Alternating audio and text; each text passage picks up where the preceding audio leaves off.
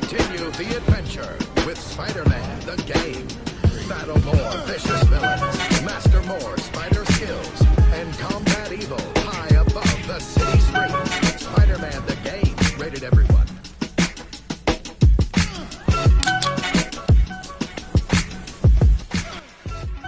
Surprise, surprise, we're talking about Spider-Man again. And today I'm discussing the Webhead Cinematic Trilogy. But we won't be talking about the movies themselves much, though they are important as they are the foundation of everything we're going to discuss today. Now, when the films came out, they had lots of supplemental material. Video games, comics, toys, novelizations, and whether you want to revisit the films due to the upcoming return of some of the characters in Spider-Man No Way Home,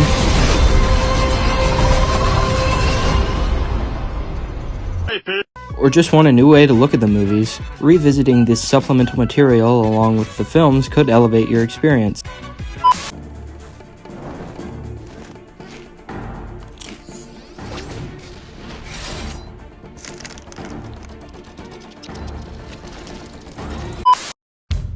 Now, back to the games. This version of Spider-Man interacting with a larger rogues gallery is great and something I quite enjoy. While the games obviously contained villains like Green Goblin, Doc Ock, Sandman, and Venom, they also contained some villains you may not expect to see in something based on Raimi's Spider-Man, although one villain is exclusive. Kraven the Hunter in Spider-Man 2002 is only in the Xbox version of the game. I'd have to say my favorites are by far Mysterio, Vulture, and Shocker, as they're all great takes on the characters, and they're all cast pretty well.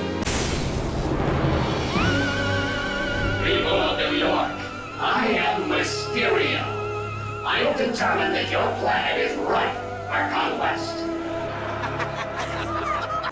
And do not mock me during your fate. Your fate is sealed. Must be a pain to get groceries up here. Ah, pest! Why can't you leave me in peace? You'll have plenty of time alone once you're in jail.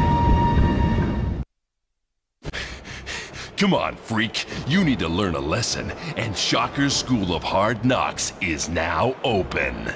Give me a break, Shock. I can't believe you have any class, let alone a whole school worth. And Josh Keaton is Harry, which wasn't weird at the time, but in retrospect, hearing them speak to each other is kind of jarring sometimes. We don't have time for this. Octavius has MJ.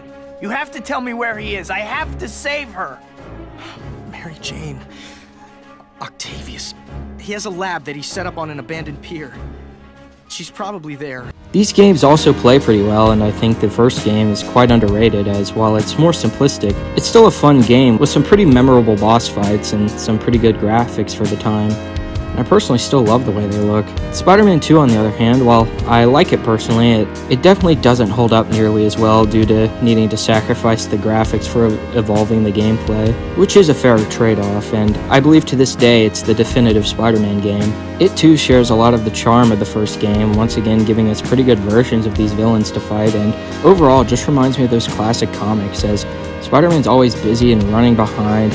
You stop at the Bugle for photo assignments and deal with whatever villain is stirring up trouble that day. The games are also pretty easy to get a hold of, and even for a decent price. They're on PS2, GameCube, Xbox, PS2, PS3, Wii, and 360 for Spider-Man 3. Although if you have a PC, you can obviously just emulate them, or if you don't feel like playing them but still want to get the stories, there's plenty of playthroughs and game movies on YouTube for you to enjoy.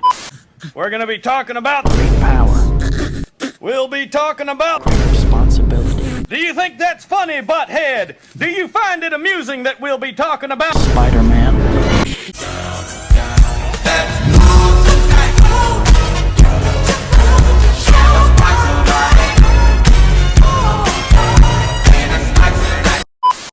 While probably the least likely to be used, I still want to mention the novelizations. There are lore tidbits in them we get nowhere else, but reading them is your choice. And the comics are available as well, though they usually only retell the movie. And briefly I'll cover non-story based media, such as merchandise and ads, which, while not really necessary, could also add to your experience, as watching some old commercials could be fun. Play the Which Spidey Suits You game at Burger King. Black Spidey, I choose you. I want a Maserati. But be prepared to live with your choice.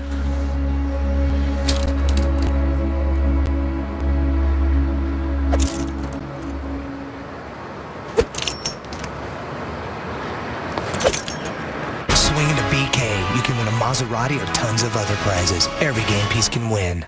And a cool thing they did do with the toys was giving the game villains figures, but overall this stuff isn't all that important. The last thing, and a pretty important part of this, is not officially affiliated with the Raimi films in any way, and it's this great video by Innovative J-Dog that takes what I've been talking about here and makes it a fully fleshed out timeline combining things from many pieces of Raimi Spider-Man media. It's quite long, but it really brings everything together. So if you get the itch to rewatch these movies, maybe give some of the supplemental material a look as well. MF Doom, Mr. Fantastic, Mr. Fantastic. Villain. What up, nigga? Ain't nothing, what's the word? It's cracking, boy. Same old shit, kid. Man, Day, rap snitches, man. Shit is bugged out, man. What the fuck, man? Shit telling me. Niggas running their mouth, telling everything, everything.